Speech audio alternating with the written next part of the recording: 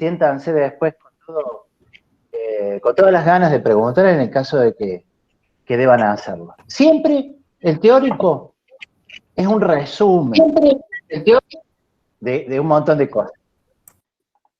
Si pueden apagar el micrófono, más mejor. Bueno, vamos a lo nuestro. A ver, mira, estoy re bien ahora, porque hice así, y ahí, pim, ¡jo! ¿Se ve? ¿No? ¿Todavía no? No, No, profe. No estás compartiendo pantalla, Juan. Por ahora no. No ¿Podés estoy compartir compartiendo. pantalla? Sí, puse. A ver, bueno, Tuca. tenés que cuando te aparece la ventana de compartir pantalla, tenés que seleccionar. Ahí está, ahí está. Ahí está. Ahora sí. Sí, pero se me fue, no era así, la tenía re clara. Ahí está. Hay varios que tienen el micrófono abierto, chicos, apáguenlo. ¿Yo también? No, yo no. ¿Vos no? Bueno, díganme que están viendo ahí algo. Sí. Sí, sí. Bueno. Vamos entonces con el contexto, la ubicación y el urbanismo de Grecia como cultura, no como país. No nos vayan a caer con un mapa político de la Grecia actual, porque eso es un error. Así que, o mocazo también llamado en algún momento. Fíjense, una línea de tiempo. Cuando nosotros le pedimos una línea de tiempo, queremos que hagan esto. No, mentira. Esto es una línea de tiempo que siempre la pongo porque me gusta que ustedes se fijen que las cuestiones históricas no son lineales. Yo no puedo decir 1, 2, 3, 4, 5, 6 si no lo relaciono para arriba y para abajo, ¿no? Esta es una línea histórica que hicieron unos ingleses en la década del 80. Y miren lo que es esto. Esta es como una primera ubicación que yo quiero darles dentro de la problemática de lo que es toda la historia. Ahora está incompleta porque desde los 80 ya, claro, son 40 años, ¿no? Esto se llama Crónica de la Historia Mundial, lo estoy leyendo porque lo tengo ahí en la biblioteca. De todo esto nosotros vamos a tomar ese circulito rojo, que es esta lámina que está ahí, que a su vez, cuando yo quiero ubicar la problemática de la cual vamos a tratar, fíjense, esta es la ciudad de Atenas dentro de ese contexto, y les he traído también la ciudad de Roma, para que ustedes acá adviertan una primera cosa importante. Las dos culturas se dan casi paralelamente. Sino que nosotros vemos primero el desarrollo de la cultura griega porque llegan antes a este punto que es la etapa clásica griega que ya vamos a ver. O sea que de toda la historia nosotros nos vamos a concentrar ahora en un solo punto, que es la cultura clásica, la cultura griega. A su vez, para ir metodológicamente achicando el espectro, la cultura griega se divide en 3 períodos. El arcaico, el clásico y el helenístico, que ustedes tienen ahí, que van desde el siglo 8 hasta el siglo 1 antes de Cristo, me olvidé de poner ahí, antes de Cristo. Se toma el 8 porque es la constitución de las primeras polis griegas, polis significa ciudad, y a partir de ahí los griegos empiezan a hacer la cultura que después fueron, ¿no? A diferencia de las culturas faraónicas o babilónicas, los griegos tienen una génesis como cultura civil. Ya se los voy a explicar. Lo interesante ahora es que veamos esto. Me ubico. Estoy en Grecia, tengo 3 periodos, tengo los siglos. Y a partir de eso puedo, más o menos, empezar a discernir. Le he traído algunos dibujitos, medio así nomás. Yo creo que estos dibujitos son tuyos, Santi. Entonces no son así nomás. Es como corresponde. Pero fíjense, en la etapa arcaica griega, sí, está comprometido nada más que con el territorio de lo que actualmente es Grecia. Pero cuando hablamos de la Grecia clásica, estamos hablando de una fracción geográfica grande, ni hablar en la época helenística donde Alejandro Magno se manda todo eso.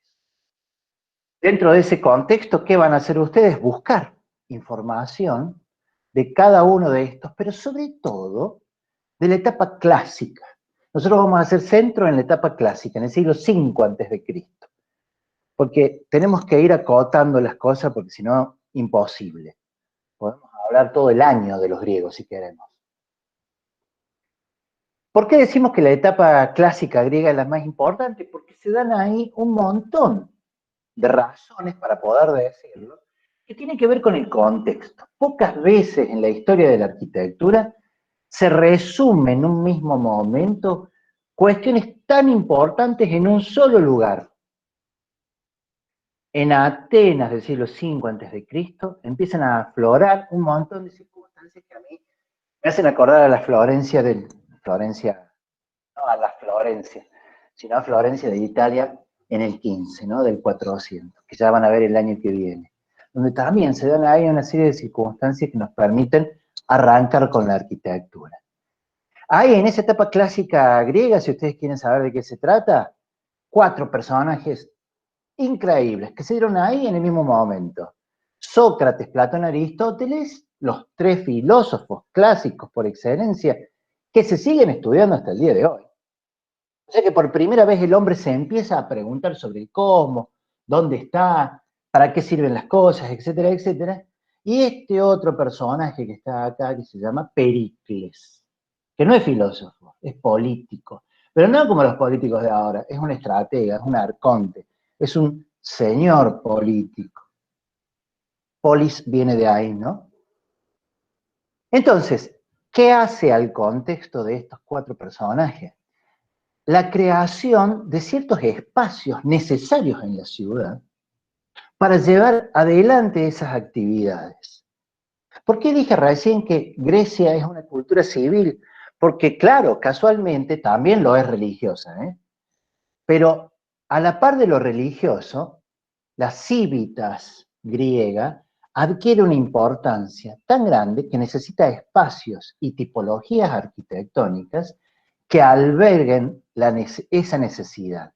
Siempre arquitectura es el producto de una necesidad. Sí, siempre. Sea la que fuere, por ahí hasta estética. En toda la historia de la arquitectura, e inclusive en lo que ustedes estén diseñando. Entonces empiezan a aparecer el ágora, empiezan a aparecer ciertas cuestiones que tienen que ver con la sociedad, como el advenimiento de una incipiente democracia. Se habla de la democracia griega, pero en realidad es solamente en Atenas, y tiene que ver con esto de la posibilidad de elegir. ¿Por qué digo incipiente? Bueno, porque era una democracia relativa. Terminaban eligiendo 2 o 3, pero digamos, había una estructura social donde había gente que podía votar sin ningún inconveniente sobre ciertas decisiones de gobierno, la elección del arconte, que fue Pericles y todo lo demás. Y entonces, desde el punto de vista del contexto, si esta cosa... y aparece la religión también. La religión es muy importante para los griegos, son politeístas, creen en muchos dioses muy distintos. Además, hay cuestiones mitológicas que tienen que ver con toda una serie de chusmerío, que estaría bueno, pero no tenemos tiempo, de expresar en tanto hay muchos dioses que se empiezan a casar en matrimonio, digo yo, con algunos personajes también de la política, con algunos personajes terrenales. Entonces hay toda una serie de fábulas, de mitos, en donde los dioses adquieren identidades que muchas veces están relacionadas con lo cotidiano. Todo esto ocurre, se los he dicho en 5 minutos, imagínense lo lindo que sería hablar de esto. Tienen material para ver y leer. Al ocurrir toda una serie de cuestiones de contexto, por supuesto la ciudad va a empezar a tener características que sean propias de ese contexto. Y acá, ya lo vamos a ver enseguida, aparece un espacio muy importante para los griegos. Yo les diría que por excelencia, más que el que es menos religioso, y esto corre por cuenta mía, que se llama ágora. Es un espacio que ya vamos a estudiar enseguida. Para no dejar así tan rengo al resto de los periodos, la continuidad religiosa de los griegos es lo que hace que esta cultura tenga esa continuidad, llegando hasta Alejandro Magno, que vuelve a transformarse en un emperador que conquista territorios. pero nosotros no tenemos tiempo de eso y lo vamos a citar ahí. Vamos a ver el nacimiento de las ciudades. Las ciudades nacen antes de lo clásico. Las ciudades nacen en la época arcaica, inclusive antes. Entonces Atenas tiene un origen arcaico, pero sobre todo clásico. Y en la época helenística vamos a mencionar tan solo sus características a un tipo de ciudad organizada, planificada. ¿Se acuerdan todo eso que aprendieron de la traza y la trama, de que si era ortogonal, de que si era planificado, de que si era irregular? Lo vamos a volver a aplicar aquí. Entonces, la correlación de distintas formas y distintos tipos de ciudades tienen que ver con el contexto. Grandes personajes con grandes ideas, con una cultura determinada que tiene que ver con lo religioso, da como respuesta una ciudad determinada. Este es el mundo que los griegos creían que existía. Este es un mapa de Heródoto, a mí me encanta. Por eso lo pongo. Y lo pongo porque arriba de esto pongo la campaña de Alejandro Magno, para que no nos olvidemos nunca de eso que le dije al principio. Mire, Grecia es esto que está acá, y nosotros vamos a estudiar todo esto y un poco más. Entonces, ojo cuando ubiquemos a Grecia dentro del contexto del siglo V a.C., ¿no? Ciudad, ya estamos en el urbanismo. Vamos a ver dos tipos de ciudad. En realidad vamos a ver una sola, vamos a ver a Atenas. Pero a nosotros nos da mucha pena hablar de Atenas como una ciudad que ya están advirtiendo ustedes no está planificada, es orgánica, con un planteo de traza y tramas que se van cruzando. Nos da no sé qué no hacer mención por lo menos a Priene o a Mileto. Si alguien de la cátedra me está mandando mensajes, yo no los estoy leyendo. Así que métete mano y en cualquier cosa me cortas. No te preocupes. Dale. No te preocupes. Porque veo que hay mensajes y no los puedo leer. Volvemos, chicos, disculpen. Acá hay una ciudad que se llama Mileto. Una ciudad Mileto que la vamos a ver nada más que ahora. Y se las voy a comentar rápidamente. ¿Qué tiene esta ciudad? Esta ciudad tiene todas las características de lo que significó el método griego, como si fuese una receta para hacer cosas.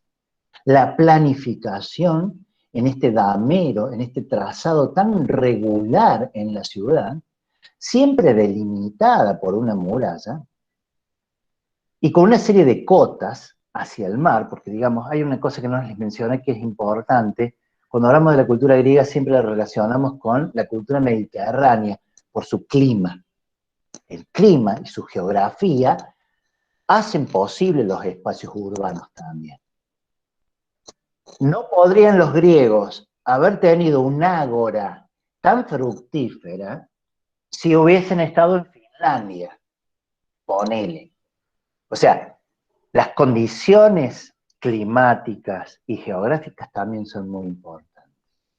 Esto, insisto, lo ponemos nada más que para que ustedes sepan que los griegos no se quedaron solamente con el anecdotario y la gran fuerza que adquirió metodológicamente su arquitectura, sino también la ciudad, ¿no? Vamos a hacer fuerte atención en esta ciudad que es Atenas, que además es como una cuna de un montón de cosas que les va a servir no solamente para lo que resta del año, sino para otras materias en otros años.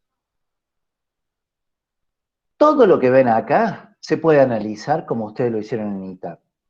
Límites, la muralla, traza, trama, espacios urbanos significativos, hitos, nodos, etcétera, etcétera. Si es que me estoy olvidando de algo. Sí, me estoy olvidando de un montón de cosas. Pero lo nuestro, lo que tiene que ver con nosotros, es importante destacarlo en tanto esa ciudad de Atenas, en aquella época, tiene dos espacios urbanos significativos. El ágora, donde se dan las actividades civiles, y el acrópolis griego, donde se dan las actividades religiosas. Y acá, una aclaración. A ver si me ayuda la próxima imagen. Sí me ayuda. Acá estamos en la Acrópolis griega. ¿Qué significa Acrópolis? En realidad Acrópolis significa ciudad alta. Coincide en Atenas que en esa ciudad alta, que es como una mesetita, ¿no? coincide que ahí está el espacio y el recinto sagrado por excelencia, donde hay un montón de templos que se llama temenos. Entonces, el Acrópolis griega es también el temenos en el caso de Atenas. Y allá abajo, fíjense, se ve el Ágora. Entonces, una cosa es la ciudad alta, que también es el temenos de carácter religioso, y otra cosa es el Ágora, que estaba abajo de carácter civil. Esta me encanta, nada más que por foto, porque cuando uno va y está ahí, se da cuenta de la importancia que tiene la ciudad alta, en tanto la visualización que logra. No es casual que los recintos religiosos estén en la parte más alta de la ciudad, no solamente porque están más cerca de Dios, sino porque desde ahí contemplan todo, digamos. Vamos al Ágora. De los dos espacios urbanos significativos, vamos a empezar por el Ágora. Como les dije, repasemos, el Ágora es un espacio que involucra actividades fundamentalmente civiles. Todo aquello del discurso filosófico se daba en el Ágora, el discurso político se daba en el Ágora, la transacción menor de mercadería se daba en el Ágora. Por eso decimos que ahora es cierto que alrededor del Ágora, este es el principio del Ágora, y el Ágora después, por supuesto, continúa varios siglos, alrededor del Ágora aparecen edificios que albergan y que ayudan a contener esas actividades civiles. Lamentablemente, no tenemos tiempo de meternos dentro de las tipologías, pero sí por lo menos que ustedes sepan que existe el Ágora como gran plaza. La pregunta es, profe, ¿es una plaza el Ágora? No, es mucho más grande que una plaza. Pero tiene esa característica que se puede emparentar con una gran plaza, porque no tiene edificios adentro, y porque los edificios más importantes les están dando vuelta. La estoa de Átalo, como les quería decir, o las otras estoas, albergan actividad que tiene que ver con la transacción. Y otros edificios como el buleterio y el eclesiasterio, que es ahí casualmente donde la gente que está discutiendo políticamente en el espacio exterior puede albergarse en alguno de esos edificios. Fíjense, acá hay un templo muy importante, que está en el fin, se llama, y que es como una colina muy chiquitita, cerca del Ágora.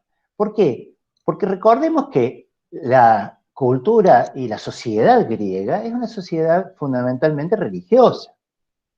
Entonces, este señor Hefesteión, o Teseo, era el dios vinculado al mercado, vinculado al comercio. Y entonces este templo que está ahí es votivo, que se llama, o sea, está hecho para ofrecer todas las actividades que acá se hacen a un Dios que está aquí. Pero que no nos distraiga esto. No quiere decir por eso que este espacio no sea fundamentalmente un espacio civil. Acá hay una recreación. Yo creo, Vale, que esta me lo pasaste vos hace muchísimos años. Desde ese momento la tengo. Así que mi amiga Vale me pasó esto en su momento. Sí, me acuerdo.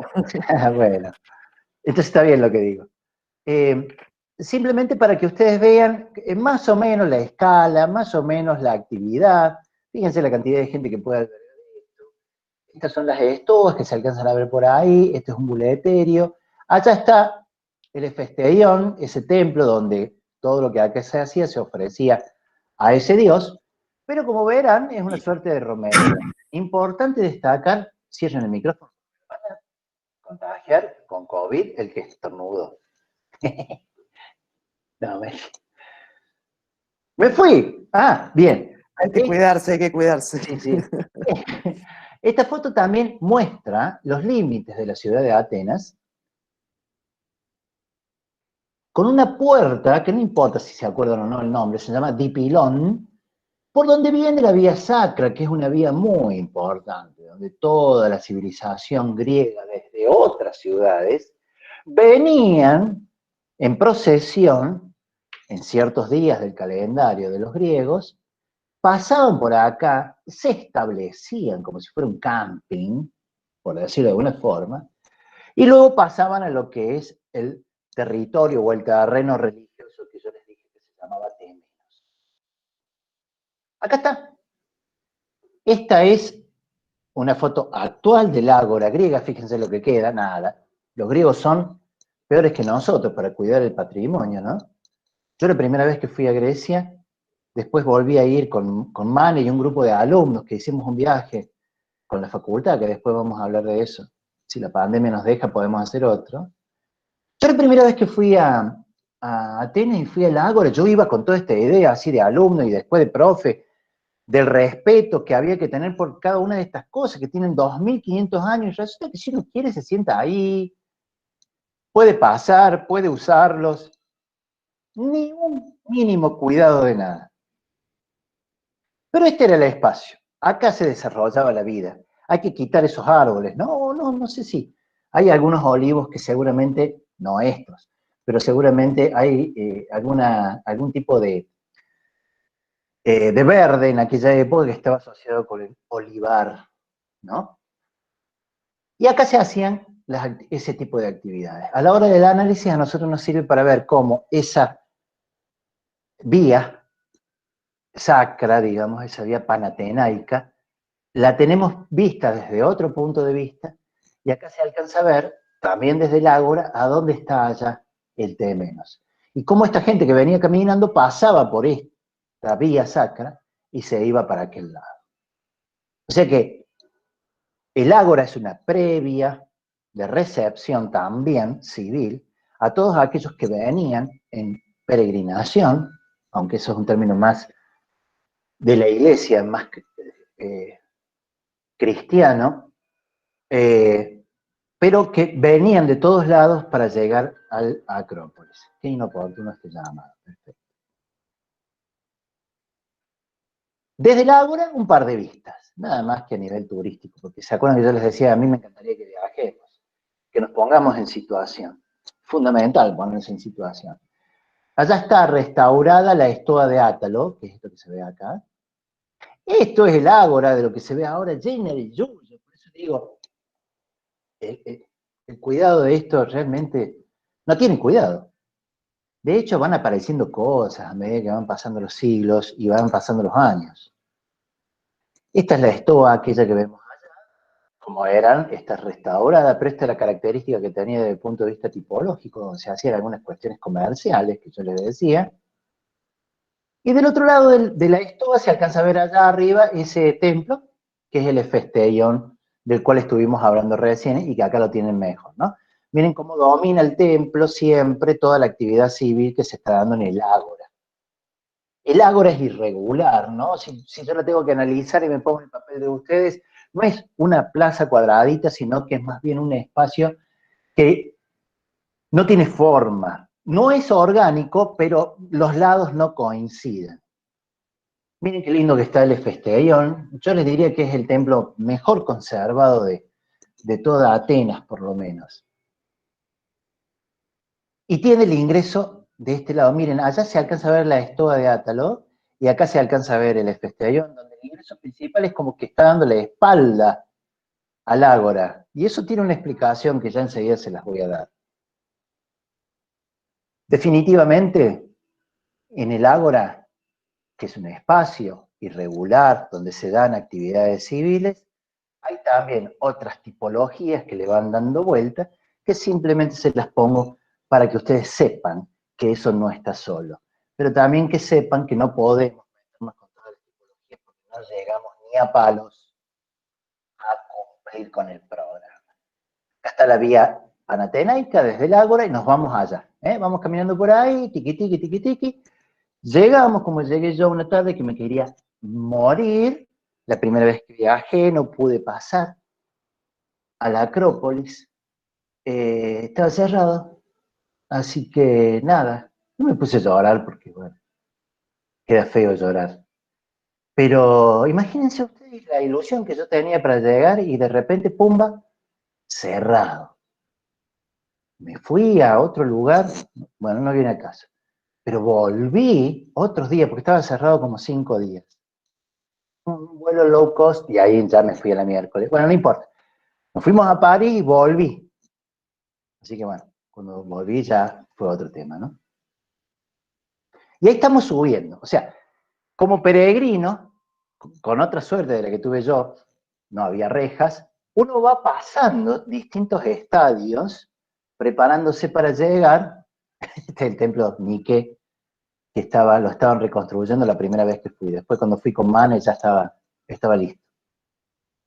Y voy entrando al Temenos, que es lo que vamos a ver ahora, por esta puerta que se llama Propileos y que predispone de una situación civil a una situación religiosa. Esas son las definiciones que tienen estos pórticos de ingreso al Temenos. Sacriste, un maestro de la arquitectura, por supuesto ya muerto, que era argentino, decía que la puerta como diseño es un momento. Esa es la riqueza del diseño que ustedes tienen que manejar en la arquitectura. Una puerta nos está indicando un momento, paso de un momento a otro momento. Bueno, acá se ve los propíleos. Acá tenemos entonces, dijimos, el Temenos, que en el caso de Grecia, de Atenas, es también el Acrópolis. La ciudad alta alberga todos estos edificios que están relacionados casualmente con eso. ¿Qué actividades se dan ahí? Pura y exclusivamente religiosas. Un par de imágenes mostrando lo elevado que está, aunque creo que ya tienen una suerte de idea de eso. La importancia de Pericles, que yo les dije en la época clásica, tiene mucho que ver con todo esto, porque en el siglo V, o siglo de oro, o siglo de Pericles, o siglo clásico, Pericles se mandó toda esta obra en amarillo que tienen ahí. O sea que para la historia de la arquitectura Pericles es como muy importante. Dentro del Temenos o Acrópolis de Atenas, fíjense, hay dos teatritos. A este no le lleven el apunte porque es un teatro romano que agregaron los romanos después. Pero este sí. El teatro de Dionisios es parte del Temenos. Y ustedes me dirán, profe, ¿un teatro no es una tipología civil? Sí, claro, hoy es una tipología civil, pero en la época de los griegos ahí se explicaba y se daban ensayos que tenían que ver sobre todo con la religión, con los mitos y con todo lo demás. O sea que no es un teatro concebido desde la comedia y la tragedia como después fue en Roma, sino que es un teatro que sirve a intereses funcionales religiosos. Por eso está puesto ahí. Esto que vemos ahora es el Propileos, como tipología, para que ustedes sepan que hay otras tipologías dentro de eso, que ya les mencioné, es una puertita, y que algo debo haber escrito en Instagram al respecto de eso. Esta fue la segunda vez que fuimos. La primera vez que fuimos me tocó nublado, la segunda por suerte con sol, así que tuve la suerte de ver de las dos formas la arquitectura griega. Espero que les toque con sol cuando vayan. Es otra cosa. Después tenemos otro templito chiquitito al costado, que es este. Acá el templo principal, perdón, me olvidé de decirles este detalle tan importante. El templo principal es el Partenón. Y alrededor de él hay otros templos menores o tesoros, como puede ser en este caso este templito que ven acá, que es el Nike, ¿no? El Atenea Nike. Que son templos donde se dejaban las ofrendas. Toda esa gente que venía de todos lados tenía que dejar las ofrendas en algún lado. Entonces la dejaban en estos templos más chicos, que eran subsidiarios, digamos así, de este gran templo, que a su vez también tenían su tesoro que ya vamos a estudiar. Se llama Opistodomos. Pero no los quiero abrumar con tanto. Y otro templo es el Erecteion. Entonces tenemos el Partenón, el Nike que vimos recién, el Erecteion que estamos viendo ahora, que es famoso por esta galería, este pórtico de columnas en forma de mujer que se llama Cariátides. Cuando una columna tiene forma de mujer, se denomina Cariátides. Cuando la columna tiene forma de hombre, se denomina Atlante. Ahí en los capuchinos ustedes tienen un ejemplo de Atlante, que están como soportando falsas columnas en la fachada principal, que nada tiene que ver con Grecia. Pero se los menciono porque me acordé de los Atlantes. Esta es otra, entonces, otro templo que no vamos a poder estudiar. Y el teatro, como les dije recién, que tiene esa característica de tener una función fundamentalmente religiosa. En este caso, el teatro de Dionisios, que se apoya en la naturaleza, porque uno de los preceptos de la arquitectura griega, que vamos a ver el jueves que viene, es el respeto, el cuidado y el estudio que hicieron los griegos sobre la naturaleza. Y a partir de ahí, y con semejantes filósofos, llegaron a conceptos clásicos de un orden manifestado en tres partes, en lo dórico, en lo jónico y en lo corintio. Lo vamos a ver la clase que viene, se los prometo. Y ahí estoy yo sentado, como les decía recién, a mí me parecía un sacrilegio estar sentado en ese teatro que uno imagina 2500 años y alegremente poder sentarte ahí como cualquier otro, no sé, me parecía como una cosa irrespetuosa. Sin embargo, el nabo, aquí presente, y digan que no existían las selfies si no me hubiese sacado una, estaba sentadito ahí, porque me tenía que sentar en el teatro. Y cómo no. Y por fin, el Partenón, que lo vamos a dejar para la clase que viene. ¿Qué hemos hecho con esto? Repasar contexto, hemos hecho un repaso de las dos ciudades, hemos tomado una, la hemos analizado desde el punto de vista teórico, hemos tomado los dos espacios urbanos significativos, hemos visto cuáles son las tipologías que hay en esos espacios urbanos significativos, y cuando llegamos acá al Partenón, ahí nos detenemos porque el Partenón va a ser, en sus 4 componentes, el tema de la clase que viene. ¡Charán! Terminé. Creo que esta es la última. Allá está el Partenón y este que está abajo, navazo total, soy yo. ¿Se murieron todos? Prendan el micrófono y díganme, hola, estoy acá. Acá estamos. Acá estamos. Acá estamos, Qué bueno, qué bueno, qué bueno. Sí, acá.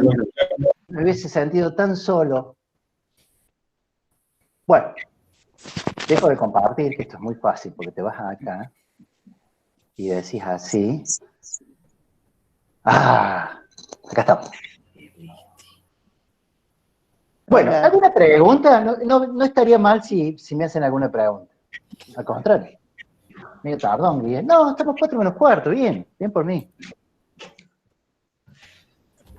Profe, ¿Alguna pregunta? Sí. las ágoras sería como el lugar de comercio, digamos, y la Acrópolis es el lugar más alto de la ciudad. Sí, conceptualmente, desde el punto de vista etimológico de la palabra Acrópolis significa ciudad alta. En Atenas, esa Acrópolis, esa parte alta de la ciudad, es religiosa. Esa parte alta se llama Temenos y es religioso. Y el ágora es una. No son las ágoras, es el ágora en todo caso. No sé quién me preguntó, pero está buena la pregunta. No, muchas gracias. Profe, sí, profe, o sea, que el Temenos puede estar ubicado no necesariamente en una acrópolis, ¿o no? No. Muy Si buena fuera observación.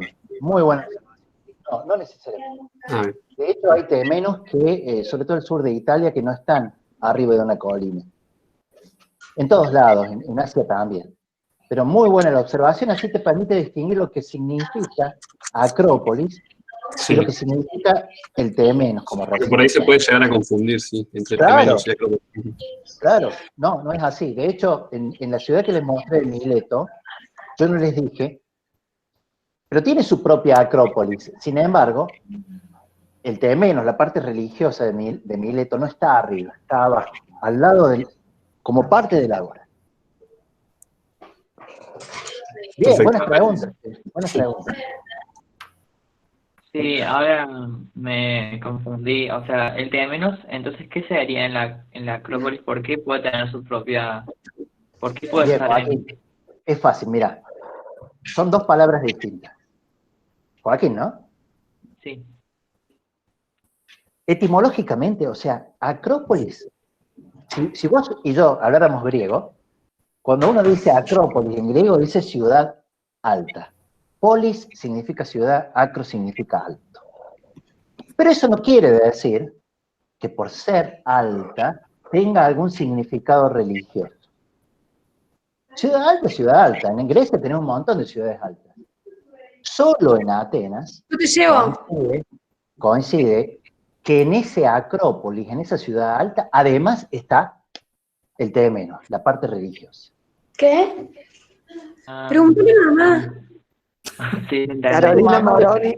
Pero la verdad es que no Carolina está en problemas de trae a tu mamá, la presentaron en la ciudad, y le vamos a responder todo.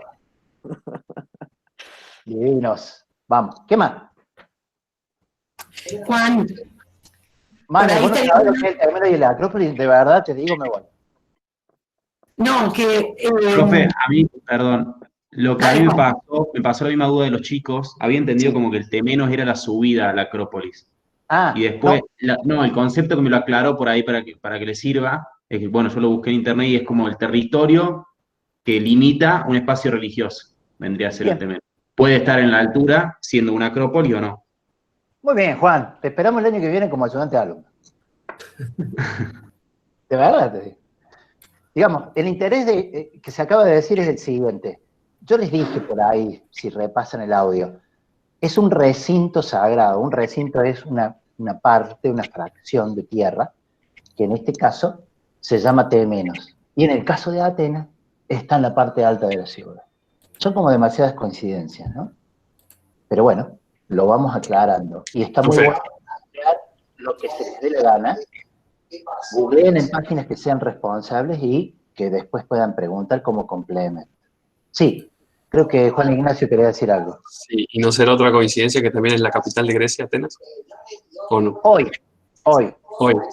En su Pero antes momento no era. fue, sí, fue una suerte de capital, mientras las polis. Lo que pasa es que cada Eran ciudad, ciudades de estado, ¿no? Sí. claro, eran ciudades de estado. Cada ciudad tenía su propia dimensión, no solamente en la ciudad en sí, sino en todo el territorio que lo circundaba, generalmente con una salida al mar. Que yo me olvidé de decir, Atenas tiene su salida al mar por un lugarcito que se llama Pireo, que es un puerto. Entonces cada polis tenía su capital. En la etapa clásica. Ya después cuando Alejandro Magno se hace cargo como emperador del tema, ya Atenas no es más la capital de toda esa cultura, sino que es, ya me va a salir, de donde nació Alejandro Magno. Macedonia. Macedonia, gracias. Sí, señor. Alejandro Magno fue educado por Aristóteles. No tenía profe tampoco. Ustedes se tienen que bancar este pelado.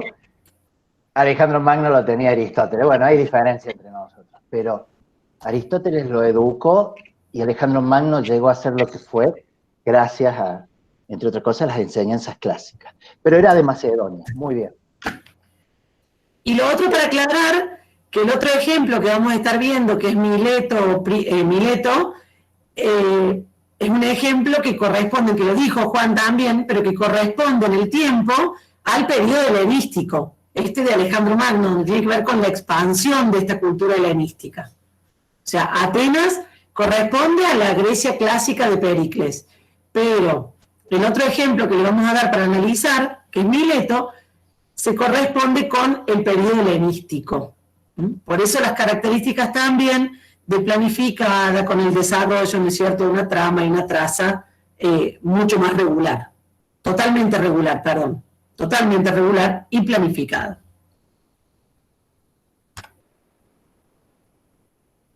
Qué lindo, che. Están lindas las preguntas. Está mejor este sistema, no vuelvo más a la facultad, te digo. Mileto estaba del otro lado del mar, ¿no? Con respecto a Atenas, el mar Jónico. Sí, sobre las costas casi de lo que es. Muy bien. Turquía. Muy bien, ustedes vayan complementando la información que nosotros les damos. ¿Qué es lo que están haciendo? Si nosotros nos ponemos a hablar, yo les aseguro que yo puedo estar todo el año hablando de los griegos. Pero tengo que ir simplificando, y al simplificar por ahí se me pasan cosas que son importantes y cosas que bueno, dentro del anecdotario, ¿no? Entonces está muy bien lo que hacen. ¿Dónde está Mileto? Por curiosidad, bueno, está enfrentado del otro lado del mar, inclusive ya es parte de Asia, como la conocemos hoy, etcétera, etcétera. Todo lo que ustedes puedan investigar viene bien, pero no se salgan del foco, ¿eh? No se salga del foco. ¿Cómo se llama el puerto? Pireo. Inclusive ese término que dice hay que pirarse, viene de ahí, de Pireo. Piremos o no. Piremos o no, porque era la salida de los atenienses. Eso nos explicó la guía una vez. El puerto de Pireos era, cuando ustedes vean a Atenas de nuevo, yo no se los mostré tan intencionadamente, Atenas, ciudad, está como adentro en el continente, pero tiene un escape a través de un puerto que se llama Pireos. Ese Pireo está unido por 2 murallas a la ciudad de Atenas. Es parte de lo que significa Atenas también. Como bien dijo Mane, y con esto dejo de hablar, es necesaria la planificación de las ciudades si uno quiere conquistar. Eso lo vamos a ver con los romanos, mucho más claro. Pero si yo soy conquistador y tengo que salir a conquistar, tengo que ir con una idea a priori de decir, yo voy a llegar acá y voy a hacer esto. Atenas no, Atenas es orgánica, Atenas se va dando desde siempre, es como la ciudad de Roma. También vamos a ver que en ese sentido hay un parentesco. Sin embargo, los romanos también tuvieron una ciudad planificada que les sirvió para todo lo que fue la expansión del Imperio Romano. Qué lindo. Yo me quedaría hablando, ustedes embolándose con aburridísimos, pero a mí me encanta el tema. Bueno, como nos queda, si tienen alguna otra pregunta, la hacen sin ningún problema. Pero para aprovechar este último, así a lo mejor también terminamos a las 45, a las 4, sí. A las 16:45 tenemos que terminar. Sí. Lo que queremos ver es un poco la parte práctica, cómo vamos a ejercitar todos estos contenidos que va desarrollando Juan Pablo. ¿Sí? Que ya algo de eso les comentó Juan al principio. Bueno, formalmente, para poder corregirlo, ya le dijo Juan también, que van a trabajar de forma individual. Ustedes saben que todo este proceso de lo virtual son prueba y error, entonces nos parece que es bastante apropiado hacer un desarrollo, no tanto con evaluaciones de parciales, donde lo evaluamos, con los cuales no estamos muy seguros con los métodos, sí preferimos que hagan trabajos prácticos e irle teniendo un seguimiento de cada uno de ustedes con lo que van presentando. Entonces nosotros vamos a tener ahora lo que se ha planteado para todo lo que es el periodo clásico, un gran trabajo práctico, que es de todas las culturas clásicas. Ese trabajo práctico, si ustedes ven que ya ahora se los voy a mostrar, está subido al aula, está dividido en 4 actividades. A esas actividades ustedes las van a desarrollar de forma individual, siempre van a estar muy, pero muy, muy relacionados con los contenidos que va a desarrollar Juan Pablo en la clase. Es más, nosotros les damos unos textos para que ustedes lean sobre estos temas, que también ya se los voy a mostrar, pero básicamente la mayor parte la pueden solucionar, resolver con lo que escuchan en las clases teóricas. O sea, porque Juan ya ha leído todos estos textos y hace una pequeña síntesis de qué son los puntos más interesantes que nosotros queremos resaltar y que queremos que ustedes incorporen como conocimiento con estos trabajos. Prácticamente nosotros los hemos dividido en 3 comisiones. Quizás si se han visto como participantes, ven que cada uno ya tiene un jefe de trabajos prácticos asignado. Los jefes de trabajos prácticos son la arquitecta Reta, que ya la presentó Juan, la Vale, y Guille Aranz, que también lo ven ahí, que está conectado, y los 3 adscriptos que van a estar trabajando con cada uno de nosotros, el Santi, Dania y María José. Las listas, ¿cómo los separamos? Son por orden alfabético, entonces, desde Acuña, Joaquín, hasta Di Genaro, Franco, incluido, por ejemplo, de Fagot, Milagros o Gaspar Caeiro, que no los mencionamos recién, ya están incluidos, están con Valeria Drueta. Ya van a ver que va a decir que pertenecen en el grupo a la comisión de Valeria Drueta. Si alguno en el aula todavía no ve cómo figura, porque no estaban anoche en las listas. Después, desde Julieta Díaz Centeno hasta Camila Madaleni, van a estar con Guille, ¿sí? El jefe de trabajos prácticos, al cual tienen que poner ustedes en los rótulos y quién les va a hacer las correcciones, es Guille. Y desde Mansi Seco, Luca, hasta Leticia Surbriggen, van a estar conmigo trabajando, ¿sí? Los adscriptos, junto con la Vale, va a estar María José Aliaga, con el Guille va a estar el Santi Ruiz, y conmigo va a estar Dania Campice, que también está acá en la reunión. Una pregunta, Mane. Perdón que te corte. ¿Nombraste a alguien más en mi lista? ¿Hasta Di Genaro o hasta alguien más, me parece que? No, hasta Di Genaro. Lo que pasa es que, si viste que volví a entrar, envié 2 veces la lista en el WhatsApp. Bien. A De Fagot, que recién nos dijo Milagros, y a Gaspar Caeiro, que no figuraba. Lo pusieron en el chat. Así que por eso los agregué. Tenemos 30 cada uno. Dale. Algunos Caeiro quizás... me faltaba. Bien. Entonces, ese es su jefe de trabajos prácticos. Ustedes las actividades, ¿cómo vamos a trabajar? Bueno, voy a hacer una pequeña presentación para que ir aclarando y no desordenarme con lo que tenemos que hacer. Perdón. Voy a detener la grabación.